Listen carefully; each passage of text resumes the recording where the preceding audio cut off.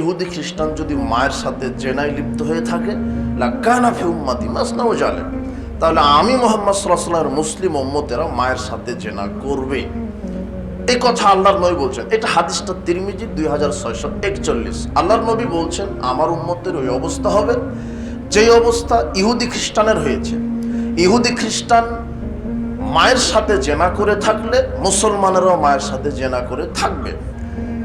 তার মুসলমানেরা দুইটি পাপের মাধ্যমে মায়ের সাথে জেনা করার মতো পাপ করে। পৃথিবীতে দুইটা পাপ আছে, যেই দুইটা পাপ মুসলমানেরা লিপ্ত আছে, আর ওই দুইটা পাপ করা মানে মায়ের সাথে জেনা করার মতো পাপ। তার একটা হচ্ছে সুদের পাপ।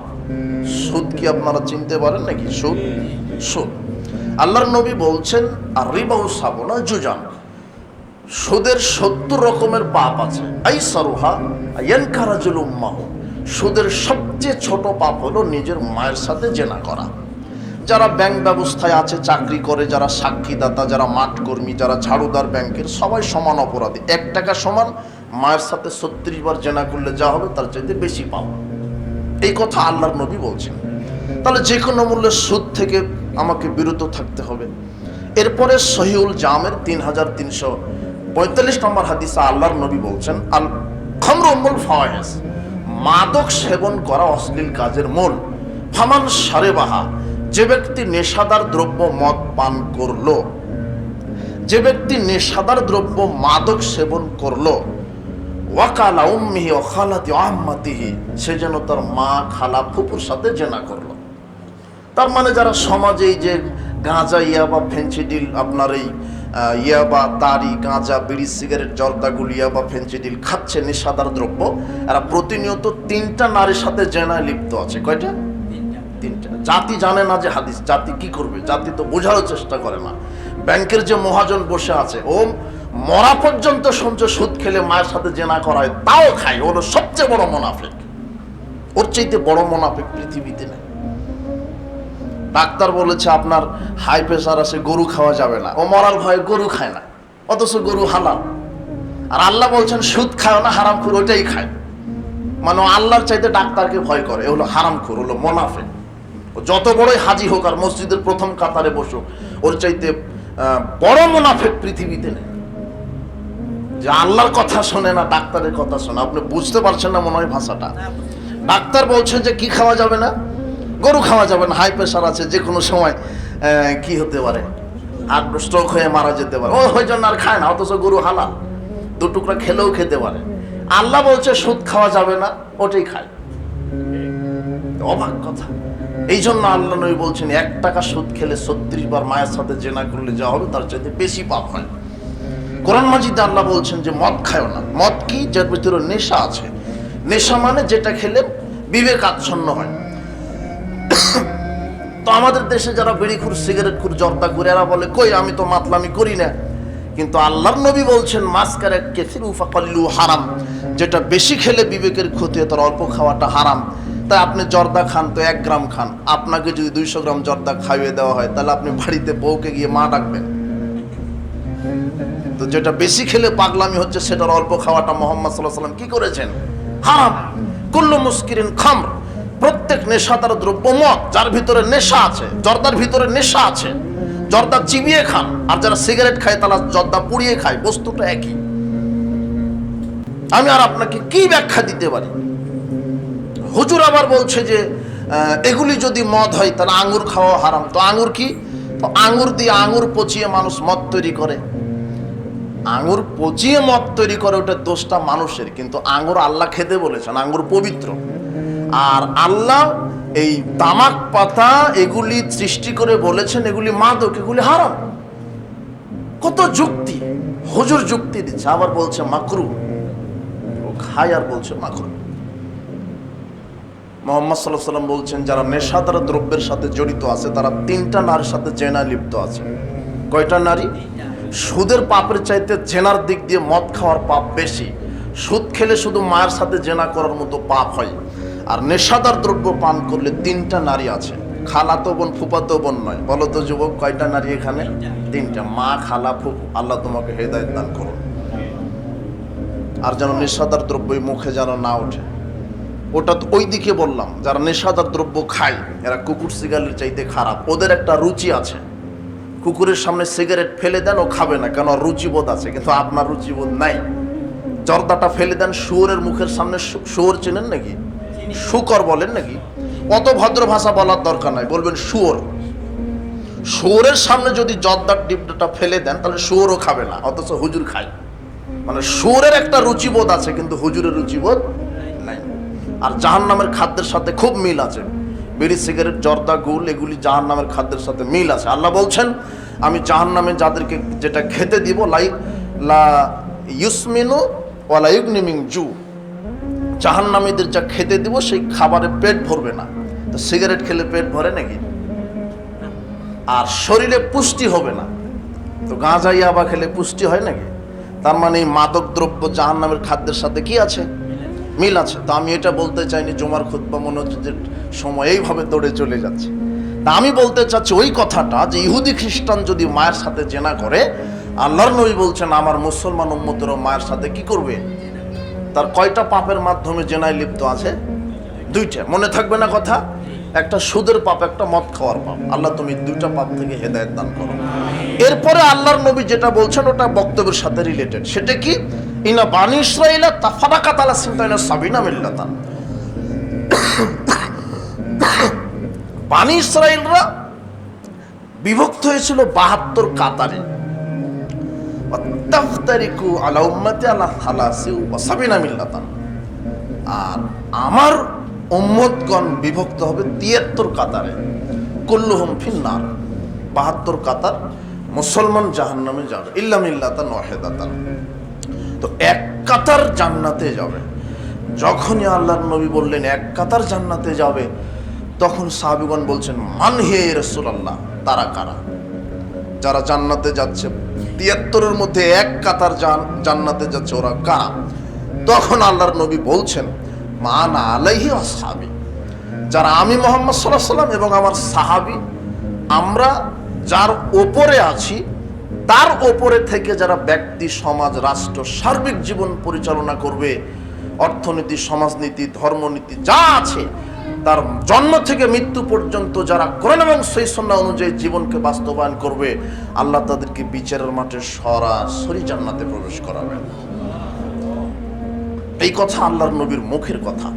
যারা সার্বিক জীবনে আল্লাহ এবং আমার বিধান মেনে চলবে, ব্যক্তিগত জীবনে, পারিবারিক জীবনে, সামাজিক জীবনে, রাজনৈতিক জীবনে, অর্থনৈতিক জীবনে, শিক্ষানীতি জীবনে, ধর্মীয় জীবনে, সালাতে, সিয়ামে, হজে, জাকাতে, তাসবিহ, তাহলিল, কোরআন মাজিদ, দান, সাদাকা, পিতামাতা, প্রতিবেশী, এক কথা আপনি জন্ম থেকে মৃত্যু পর্যন্ত যা কিছু করতে চাচ্ছেন সেখানে কার বিধান? আল্লাহর। আর আদর্শ একজন মানুষের যার নাম মুহাম্মদ, এটা যদি ঠিক থাকে তাহলে আপনি বিচারের মাঠে সরাসরি জান্নাত প্রাপ্ত। আর জান্নাতে যেতে, জাহান্নাম থেকে বাঁচতে মুহাম্মদ সাল্লাল্লাহু আলাইহি ওয়াসাল্লাম জাতির সামনে কোনো কথা গোপন করে যাননি। আপনাকে নিজের মতো করে ধর্ম বানিয়ে নিতে হবে না, নিজের মতো করে আমল বানিয়ে নিতে হবে না। যদিও আপনি দেখতে পাচ্ছেন যে সমাজে প্রায় আমল ভ্রান্ত আমল নিজের মতো করে বানিয়ে নিয়েছে। জান্নাতে যেতে আর জাহান্নাম থেকে বাঁচতে যা কিছু প্রয়োজন সব আল্লাহ মুহাম্মদ সাল্লাল্লাহু আলাইহি ওয়াসাল্লাম মুখ থেকে বলে দিয়েছেন, সব কোরআন আছে, বিদ্যমান আছে। আপনার নিজের থেকে একটাও বানিয়ে আমল করার কোনো প্রয়োজন নেই। আপনি কি করবেন, যা করবেন তা বলা আছে। কিন্তু আজকে সমাজে অনেক মানুষ ভ্রান্ত আমল করছে। ওদেরকে জিজ্ঞাসা করলে বলে বাপ দাদা থেকে করে আসছি, বড় হুজুর করে, অধিকাংশ মানুষ করে। বিশ্বাস করেন অধিকাংশ মানুষ সঠিকের দলিল নয়, বাপ দাদা সঠিকের দলিল নয়, বড় হুজুর সঠিকের দলিল নয়, বড় হুজুর সঠিকের দলিল নয়, বাপ দাদা সঠিকের দলিল নয়। সঠিক বেঠিকের দলিল হচ্ছে কোরআন এবং হাদিস। যত বড়ই হুজুর হোক, সে যদি একটা কথা বলে আর সেটা যদি কোরআন সুন্নাহর সাথে না মিলে তাহলে তার কথা মানা যাবে না। আর মুচি ম্যাথর যদি হয়, মুচি ম্যাথর বাদ দেন, ইবলিশ শয়তান যদি কোনো কথা বলে আর সেটা যদি রসুলের কথার সাথে মিলে যায় তাহলে সেটা মানতে আপনি বাধ্য। বোঝা গেল না মনে হয় কথা? বাংলাদেশের সবচেয়ে বড় হুজুর পণ্ডিত, ও যদি কোনো কথা বলে সেটা যদি রসুলের না হয় সেটা মানা যাবে না। আর ইবলিস শয়তান যদি কোনো কথা বলে সেটা যদি কার হয়? রসুলের, তাহলে সেটা মানা যাবে। দেখেন ইবলিসেরটা একটা দেখাই। ইবলিস আবু হুরায়রা রাদিয়াল্লাহু আনহুকে বলছেন, আল্লাহর নবী বলছেন যে তুমি এই যে যাকাতুল ফিতরের খেজুরে মসজিদে আছে, তুমি পাহারা দাও, কোনো চোর যেন চুরি না করে। তো আবু হুরায়রা পাহারা দিচ্ছে। ইবলিস এসেছে মানুষের বেশে, এসে খেজুরটা চুরি করছে। আবু হুরায়রা ধরে ফেলেছেন। এখন শয়তান বলছে, পরিচয় দেয়নি। আবু হুরায়রা মনে করেছে মানুষ। আবু হুরায়রা বলছে যে আমি তো আপনাকে ধরে ফেলেছি, আপনি চোর। তো শয়তান বলছে যে আজকে ছেড়ে দাও, আর আসবো না। তো আবু হুরায়রা নরম মনের মানুষ, ছেড়ে দিয়েছে। দ্বিতীয় রাত্রে আবার এসেছে, তো আবার ছেড়ে দিয়েছে। তৃতীয় রাত্রে যখন এসেছে বলছে যে আজকে আর ছাড়বো না, হাদিস বুখারী মুসলিমের, আজকে আর ছাড়বো না। তখন শয়তান বলছে যে শোনো, আমি তোমাকে একটা আমল শিখিয়ে দিই। এই যে আওয়াইতালা ফেরাসে ফাকরা আয়াতাল কুরসি, যখন তুমি ঘুমাতে যাবে আয়াতাল কুরসিটা পড়ে নিও, তখন আর আমি তোমার কাছে আসবো না, আমি হলো শয়তান। এই কথা ফজরের সালাতের পরে আল্লাহর নবীকে বলেছে আবু হুরায়রা।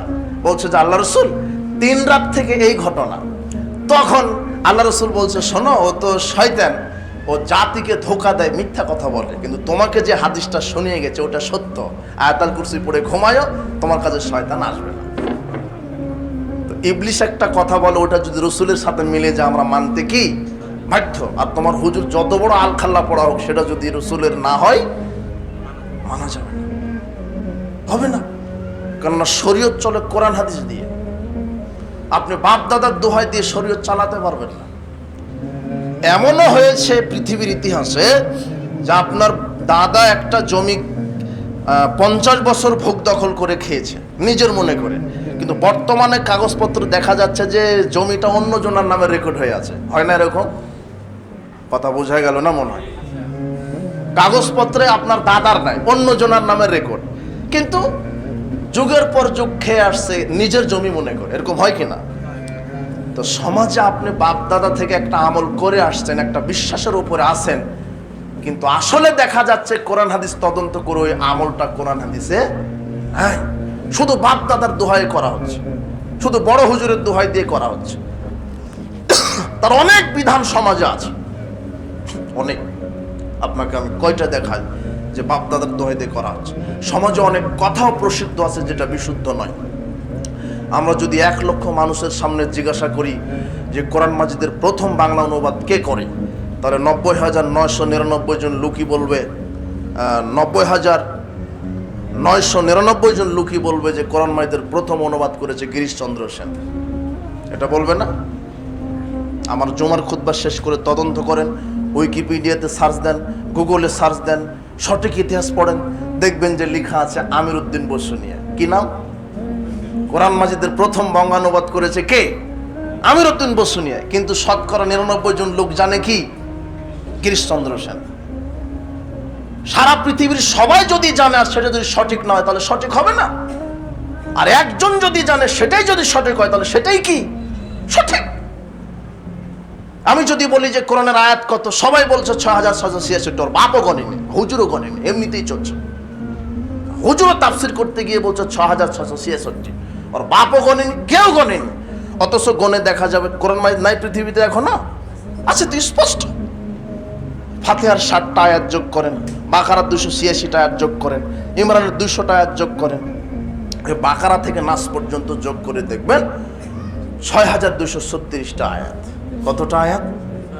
কিন্তু সবাই বলছে 6,686। কেউ যে গণে না, কেউ যে দেখে না, ওই যে বাপ দাদা। কথা বোঝা গেল না? তো এইভাবে চলে এসেছে ভ্রান্ত আমলগুলি। হুজুর বলছে যে নারীরা সালাত আদায় করবে বুকের উপরে হাত বেঁধে, আর পুরুষ বাঁধবে নাভির নিচে, অথচ এই হাদিসটা পৃথিবীতেই নেই।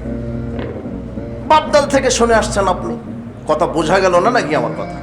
আপনার কিশোরগঞ্জের যে সবচেয়ে বড় হুজুর, তাকে এখন আমার জুমার খুতবা শেষ করে ধরবেন যে মৌলানা সাহেব, আমরা তো বাপ দাদা থেকে শুনে আসছি নারীদের বুকের উপরে বাঁধতে হয় হাত, আর পুরুষ নাভির নিচে বেঁধে সালাত আদায় করতে হয় হাত সালাতে।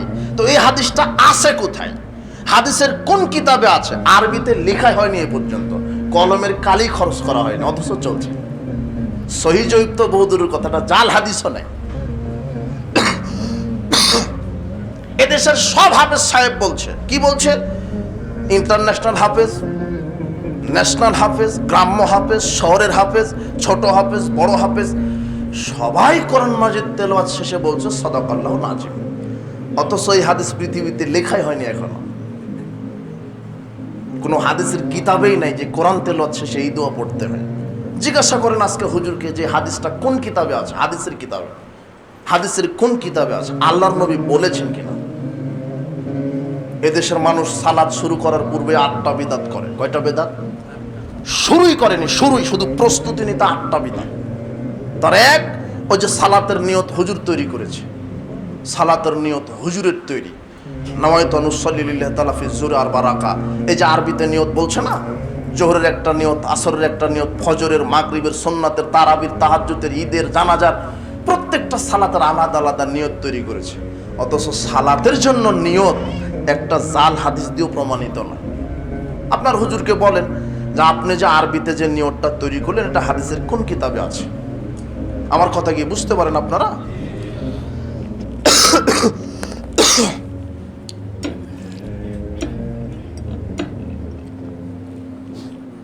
না না না, টিস্যু দিলে ভালো হবে, টিস্যু।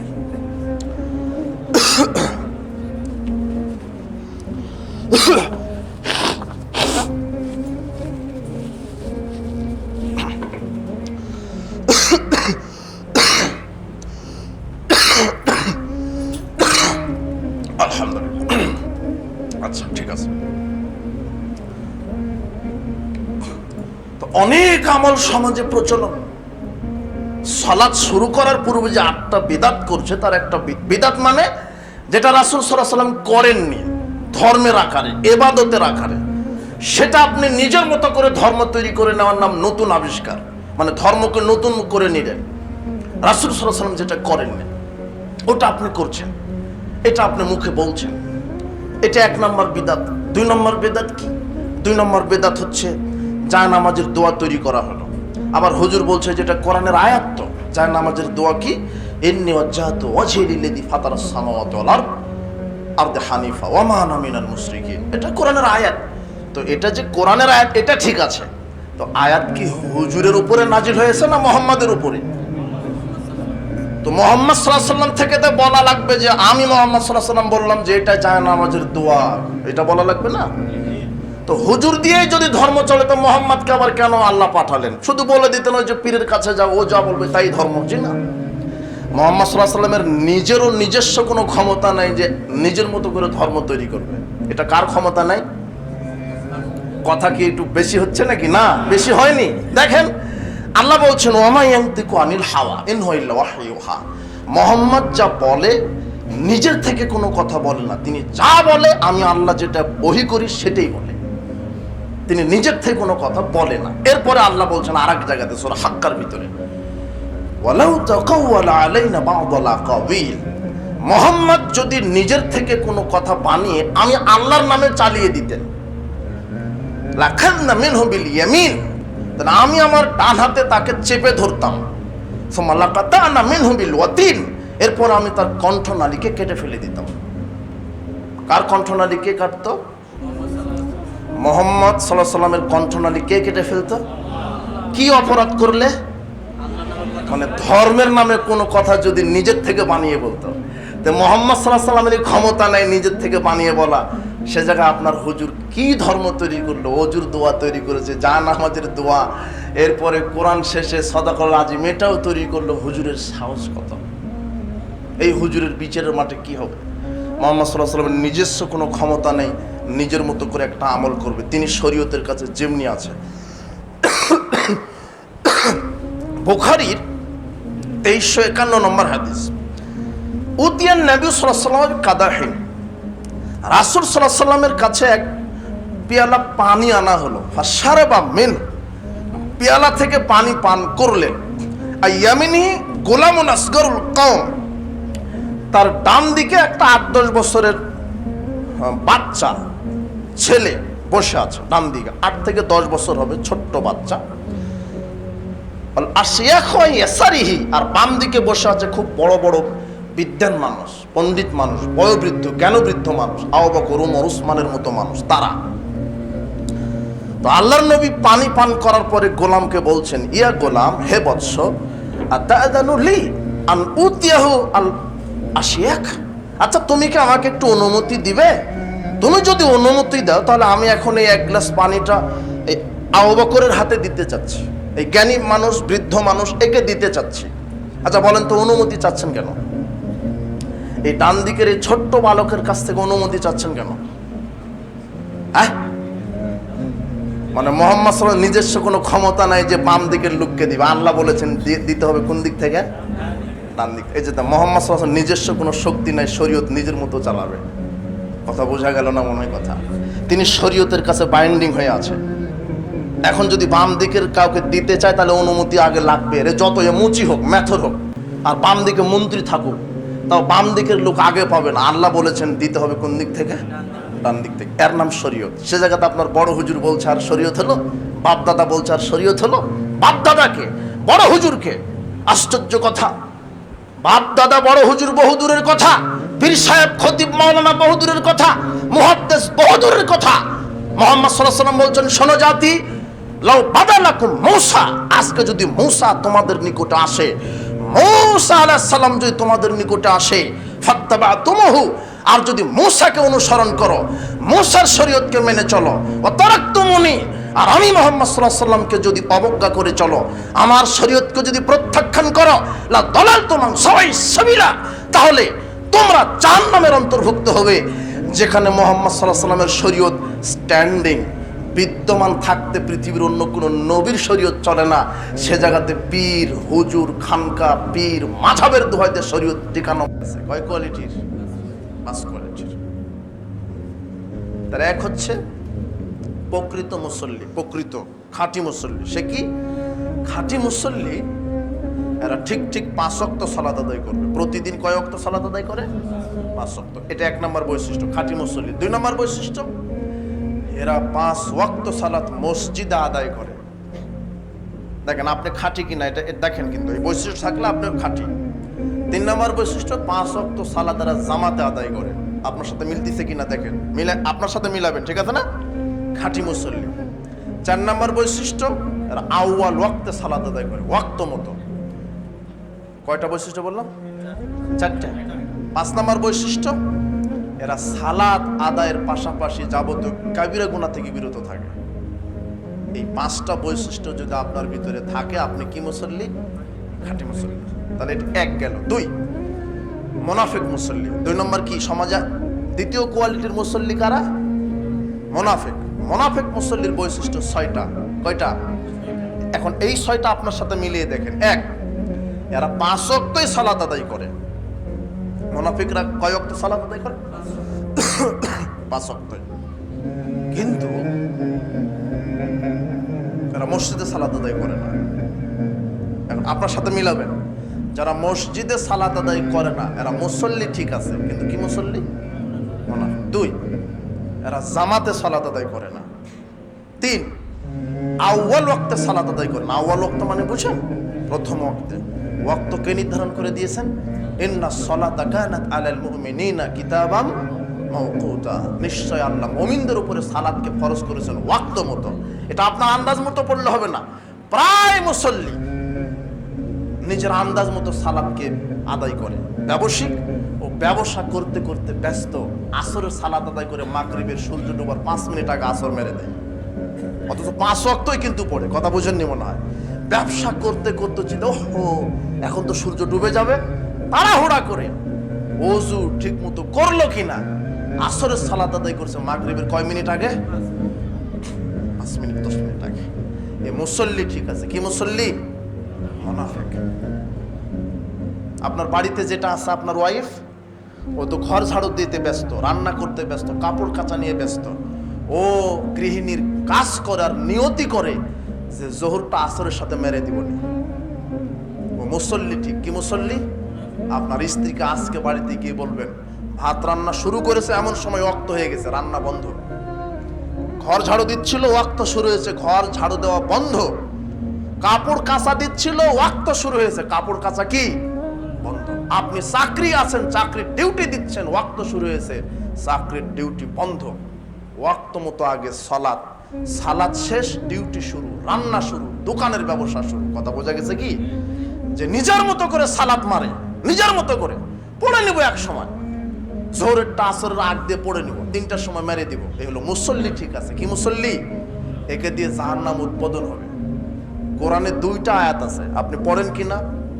সূরা মুদ্দাসিরে একটা আয়াত আছে, ইয়াতাসাআলুনা আনিল মুজরিমিন।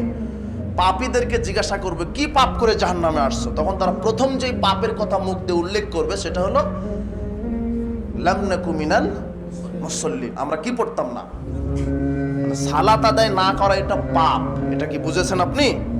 সুদ, ঘুষ, দুর্নীতি, চুরি, জেনা, মানুষ হত্যা করলে যত পাপ হয়, 1 রাকাত সালাতকে তরক করলে তার চাইতে হাজার লক্ষ কোটি গুণ বেশি পাপ হয়। মদখুর, গাঁজাখুর, ইয়াবাখুর, লুচ্চা, বদমাশের চেয়ে বেনামাজি খারাপ। কথা বুঝেছেন কি? বুঝেননি কথা। তারা প্রথম, জাহান্নামীরা প্রথম পাপের কথা কোনটা বলবেন? আপনি কি জানেন যে সালাত আদায় না করা পাপ? এটা জানেন না। আপনি শুধু জানেন সুদ খাওয়া কি পাপ, জেনা করা পাপ, এটা জানেন, কিন্তু সালাত আদায় না করা কি? এটা আল্লাহ কোরআনে বলছেন। কি পাপের কারণে জাহান্নামে আসছো? তারা প্রথম যেই পাপের কথা উল্লেখ করবে সেটা কি? সালাত। তারা সালাত আদায় না করলে কোথায় যাওয়া লাগবে? আচ্ছা, এটা মুদ্দাসিরের আয়াত 43, 42, 43 আয়াত এটা। এরপর এই আয়াতটা সবাই জানে, ফাওয়াইলুল লিল, এটা হলো মুনাফিক। মুনাফিক এই মুসল্লিদের জন্য ওয়াইল নামক কি জাহান্নাম। এই যারা 5 ওয়াক্ত সালাত আদায় করে তাদের জন্যই জাহান্নাম। এটা কোন 5 ওয়াক্ত সালাত আদায়কারী? এই মুনাফিক। সাহাবীরা অনুবাদই করতেন ফাওয়াইলুল লিল মুনাফিকিন, মুনাফিকদের জন্য ওয়াইল নামক কি জাহান্নাম। তাহলে দেখেন মুনাফিকদের 6টা বৈশিষ্ট্য। মুসল্লি, মুনাফিক মুসল্লির 6টা বৈশিষ্ট্য। কয়টা বললাম আমি? এই পর্যন্ত বললাম কয়টা? 1 নাম্বার, মুনাফিক মুসল্লির বৈশিষ্ট্য, এরা মসজিদে পড়ে না, 5 ওয়াক্তই কিন্তু পড়ে না, জামাতে পড়ে না। 3 নম্বর কি? ওয়াক্ত মতো পড়ে না। আপনার সাথে মিলাবেন কিন্তু। 4 নম্বর মুনাফিক মুসল্লির বৈশিষ্ট্য, মানুষকে দেখাবার জন্য সালাত আদায় করে। যে 2 ওয়াক্ত মসজিদে আসে, অন্তরে নিয়ত রাখে যে মানুষ দেখুক আমি বড় মুসল্লি, মানুষ জানুক আমি বড় মুসল্লি। আল্লাহকে খুশি করার জন্য নয়। কাকে খুশি করার জন্য? মানুষকে। এরা হলো মুনাফিক। 5 নম্বর বৈশিষ্ট্য, এরা রুকু সেজদা চুরি করে। আসরাকুন নাস আল্লাযী ইয়াসরিকু সালাতাহু, সবচেয়ে বড় চোর সালাত চোর। কাইফা ইয়াসরিকু সালাতাহু, আল্লাহর নবী কিভাবে সালাত চুরি করে?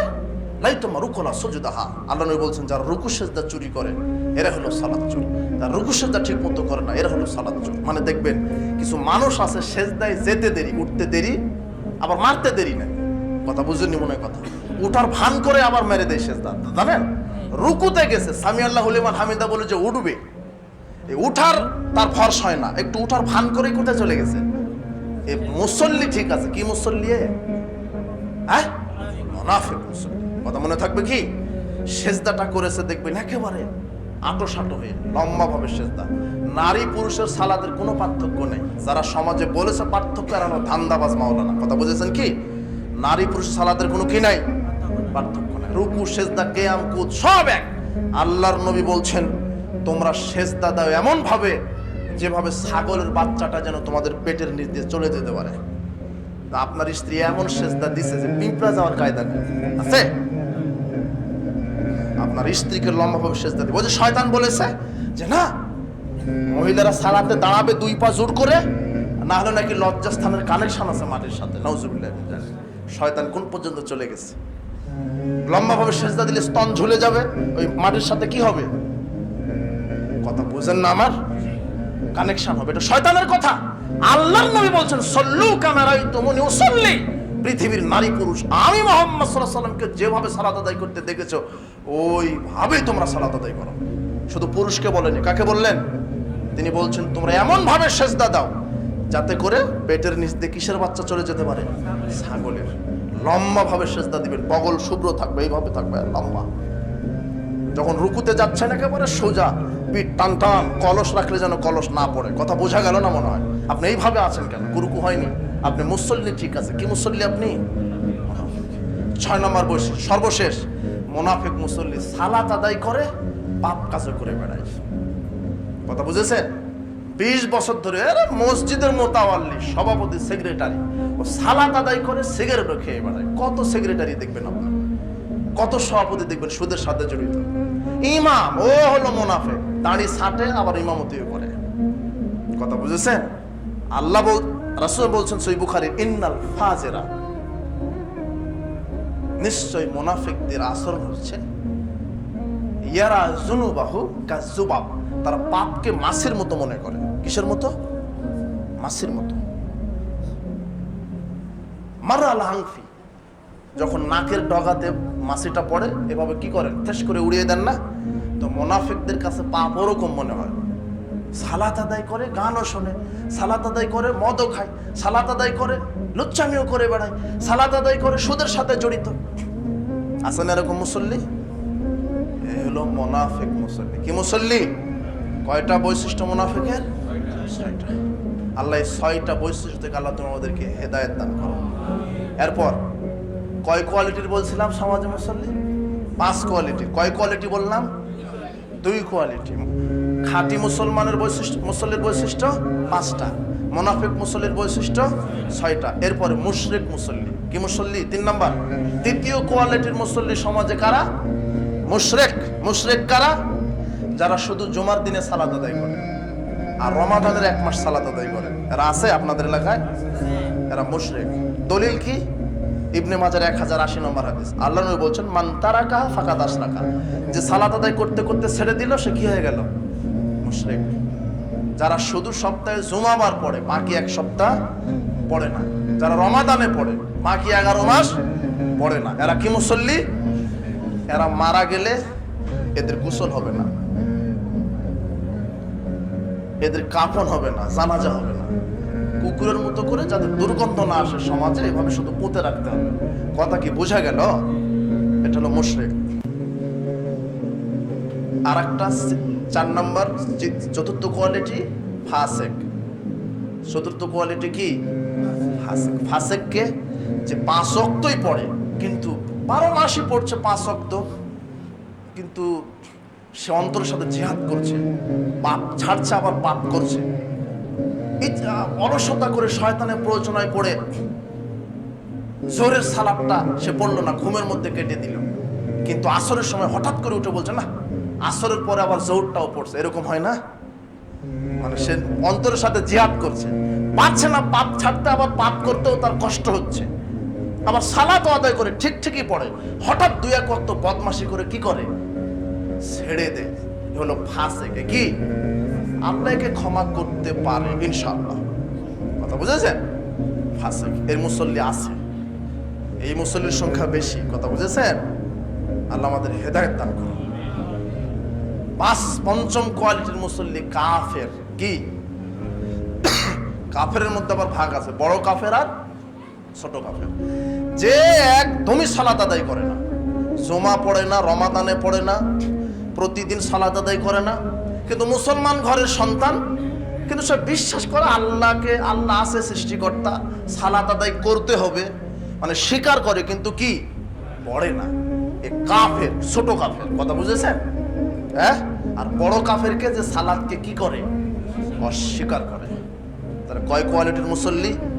এখন আপনি কোন কোয়ালিটির মধ্যে আছেন? আল্লাহ আমাদেরকে খাঁটি মুসল্লি হওয়ার তৌফিক দান করুন। যারা মুশরিক মুসল্লি আর যারা কাফের মুসল্লি, এরা এত খারাপ। এরা হলো অমুসলিম, এরা হলো মুশরিক, এরা হলো কাফের। এরা যদি কোনো গরু খাসি জবাহ করে, ওই গরু খাসির গোশত খাওয়া হারাম। বেনামাজি যদি কোনো পশু জবাহ করে, তার গোশত খাওয়া কি হারাম। ওর জানাজা হবে না, কাফন হবে না, দাফন হবে না, ওর জানাজা ছাড়াই ওকে পুঁতে রাখতে হবে। এটা হলো বেনামাজির উপরে বিধান। আল্লাহ তুমি আমাদেরকে বোঝার তৌফিক দান করো। বলছিলাম সালাতের গুরুত্ব। সালাত যে কোনো মূল্য আদায় করতে হবে। উপস্থিত জুমার খুতবার মুসল্লি বৃন্দ, সালাত এমন একটি ইবাদত যার সাথে কোনো বিরোধ চলে না, যার সাথে কোনো বিরোধিতা চলে না, যার বিকল্প নেই। হজের বিকল্প আছে, সিয়ামের বিকল্প আছে। সিয়ামের বিকল্প মানে আপনি অসুস্থ 10 দিন হসপিটালে ভর্তি আছেন রমাদানে, এই 10টা সিয়াম আপনার আগামী রমাদান আসা পর্যন্ত যে কোনো সময় কাজ আদায় করতে পারবেন। কথা বোঝা গেল না মনে হয়? হজের বিকল্প আছে। কি আপনি অসুস্থ, একেবারে বৃদ্ধ হয়ে গেছেন, আর যেতে পারছেন না, ছেলেকে বলবেন যে 10 লক্ষ টাকা থাকলো আমার জন্য হজ করে আয়, ছেলে আপনার নিয়তে হজ করলে আল্লাহ আপনার হজ পরিপূর্ণ কবুল করে নেবে। হজের বিকল্প। কিন্তু সালাতের কি এই বিকল্প? আপনারা সবাই এসে বলবেন ইমাম সাহেব আপনি আমাদের পক্ষ থেকে সালাত মেরে দেন, হবে না? সালাতের বিকল্প নেই। আর সালাতের কোনো ওজোর নেই। ওজোর বোঝেন কিনা? ওজোর, ওজোর বুঝেন? ওজোর, কোনো ওজোর দেখানো মানে আপনার ছেলেটা মাদ্রাসাতে যায়নি, উস্তাদ বলেছে কে রে গতদিন তুই স্কুলে মাদ্রাসায় আসিসনি কেন? তখন আপনার ছেলে বলছে উস্তাদ জি আমার আম্মা অসুস্থ ছিল, তার খেদমতে ছিলাম। এটা কি দেখালো সে? ওজোর। তাই কোথায় আসেনি? মাদ্রাসায় আসেনি। কিন্তু আপনি আল্লাহকে বলতে পারবেন না বিচার মাঠে, আল্লাহ আমি সালাত আদায় করতাম কিন্তু পানি পাইনি, ওযু করতে পারিনি, তাই সালাত আদায় করিনি। এই ওজোর কাকে দেখানো যাবে না। পানি নাই, আল্লাহ বলছেন মাটি দিয়ে কি করতে হবে? তায়াম্মুম। মাটি নাই, পানিও নাই, বিনা ওযু বিনা তায়াম্মুমের সালাত। বোঝা গেল না মনে হয়? গাড়িতে আছেন, প্লেনে আছেন, কোনো ওযুর গোসলের ব্যবস্থাই নাই, কেবলাও বুঝতে পারেন না, ফাইনামা তুয়াল্লু ফাসাম্মা ওয়াজহুল্লাহ। এখন আপনি যেদিকে তাকিয়ে সালাত আদায় করবেন সেই সালাত আল্লাহ কবুল করে নেবেন। এমন এক জায়গাতে গেছেন কেবলা বুঝতে পারেন না, হতে পারেন এরকম, আল্লাহকে বলতে পারবেন না আল্লাহ কেবলা চিনতে পারিনি তাই সালাত আদায় করিনি। এই ওজোর কাকে দেখানো যাবে না। এখন যেদিকে মুখ করে সালাত, পানি নাই, মাটি, মাটি নাই, বিনা ওযু বিনা তায়াম্মুমের সালাত, পোশাক নাই, উলঙ্গ অবস্থায় সালাত। এই যুবক শোনো, তোমার বাড়িতে তোমার দাদি আছে না? দাদা আছে, বয়স 90 আপ, পেশাব পায়খানা ধরে রাখতে পারে না। তোমার দাদা বলছে বেটা সালাত আদায় করবো কিভাবে? ওই রুকুতে গেলে পেটে চাপ লেগে পেশাব বের হয়ে যায়। তোমার দাদিও একই কথা বলছে বেটা ওই জায়নামাজে যখন সেজদায় যাই পেশাব ধরে রাখতে পারি না, পেশাব পায়খানা রাস্তা ঢিলা হয়ে গেছে, পেশাব ধরে রাখা এরকম লোক নাই? তোমার দাদি বলতে পারবে না আল্লাহ আমি পেশাব ধরে রাখতে পারি না তাই সালাত আদায় করি না।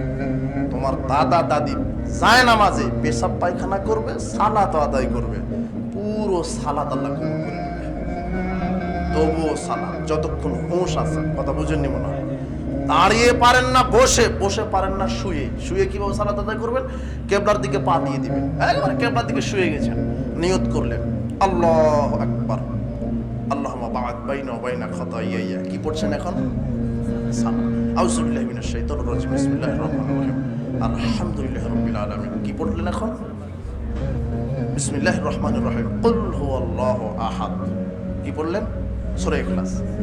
আল্লাহু আকবার, সুবহান রাব্বিয়াল আযীম। এখন কোথায়? আপনি আছেন কিভাবে? শুয়ে। সামি আল্লাহু লিমান হামিদা, রব্বানা লাকাল হামদ হামদান কাসীরান তাইয়িবান মুবারাকান ফি। সুবহান রাব্বিয়াল আযীম বললেন, কিন্তু আপনি আছেন কিভাবে? আল্লাহু আকবার, সুবহান রাব্বিয়াল আলা। কোথায় এখন আপনি? কিন্তু আছেন কিভাবে? মানে আপনি শুয়েই থাকবেন কিন্তু ইশারাতে কি হবে? এরপরে শেষ বৈঠকে বসে তাশাহুদ পাঠ করেন, আত-তাহিয়াতু লিল্লাহি ওয়াস সালাওয়াতু ওয়াত তাইয়্যিবাত, আসসালামু আলাইকুম ওয়া রাহমাতুল্লাহ, আসসালামু আলাইকুম। কি হয়ে গেল? তবুও সালাত। কথা বোঝা গেল না মনে হয়? এর নাম সালাত। সালাতের সাথে কোনো বিকল্প নেই, যে কোনো মূল্যে সালাত। এই যুবক, যৌবনের তারুণ্যে গরম রক্তে কিছু পাপ ঘটে যেতে পারে, তুমি নিরাশ হও না, আল্লাহকে বলো। আবু হুরায়রা রাদিয়াল্লাহু আনহু বলছেন রাসূল সাল্লাল্লাহু আলাইহি ওয়াসাল্লাম বললেন ইয়ানজিলু রাব্বুনা তাবারাকা ওয়া তাআলা কুল্লা লাইলাতিন সামা'আদ দুনিয়া হিনা ইয়াবকা সুলুসুল লাইলিল আখির। পৃথিবীর মানুষ শোনো, তোমাদের প্রতিপালক প্রত্যেক রাত্রে সপ্তম আকাশ থেকে প্রথম আসমানে নেমে আসেন। ফানাদি মুনাদিন, নেমে আহ্বান করতে থাকে মায়াদুনি ফাস্তাজিবা লাহু, কে আমাকে ডাকে আমি তার ডাকে সাড়া দিতে এসেছি। কে আমার কাছে ডাকে, বিপদে পড়ে ডাকে। মায়াসালুনি ফাউতিয়াহু, কে আমার কাছে কিছু চায়। কি চায়? ঋণগ্রস্ত আছে, বলো আল্লাহ আমি ঋণগ্রস্ত। বিপদে আছে, বলো আমি বিপদে। কে কোর্ট কাচারিতে আছে, জেলে আছে, বলো আমি বিপদে। অসুস্থ, বলো আমি ডাকে সাড়া দিব। মায়াস্তাগফিরুনি ফাগফির লাহু, কে কত বড় পাপী আমাকে বলো, আমি শেষ তৃতীয়াংশে নেমে এসেছি, আমি তোমাদের প্রতিপালক। হে যুবক, হে যুবতী, পৃথিবীর নারী পুরুষ, তোমরা কত বড় পাপী, কত মানুষ হত্যা করেছো, কত মানুষের সাথে জেনা করেছো, কত পাপ করেছে, কত মদ পান করেছো। তোমরা শুধু আমাকে বলো প্রতিপালক পাপ করেছে, তুমি জানো। আমি অনুতপ্ত হচ্ছি, চোখ থেকে পানি ফেলছি, আমি বলছি আমি তোমার বান্দা, আমি মরা পর্যন্ত এই পাপ করব না। তখন আল্লাহ বলবেন, যা ঠিক আছে, তোমার প্রতি এত খুশি, তোমার তো পাপ শুধু ক্ষমা করলাম না, বিগত সব পাপকে নেকি করে দিলাম। তো হতাশ হবেন না, আজকে তওবা করেন।